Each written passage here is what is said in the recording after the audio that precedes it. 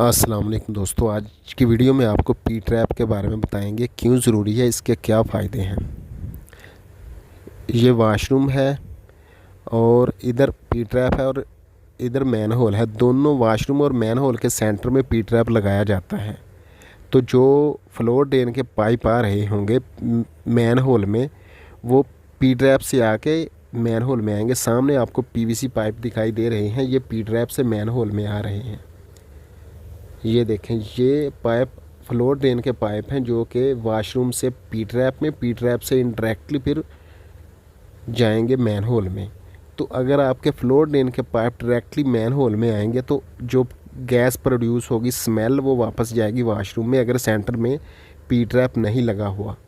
तो P trap में क्योंकि 24 आवर्स पानी खड़ा रहता है जो कि स्मेल को मैन होल से वापस वॉशरूम में जाने नहीं देता, तो इसलिए पी ट्रैप बहुत ज़रूरी है। फ्लोर ड्रेन के जो पाइप आएंगे उनके सेंटर में पी ट्रैप लगाया जाता है। जो WC का पाइप आएगा वो डायरेक्ट मैन होल में आएगा, क्योंकि WC के नीचे ऑलरेडी पी ट्रैप लगा होता है जिसमें 24 आवर्स पानी खड़ा रहता है। तो इसलिए जो फ्लोर ड्रेन के पाइप हैं उसके सेंटर में पी ट्रैप ज़रूरी होता है।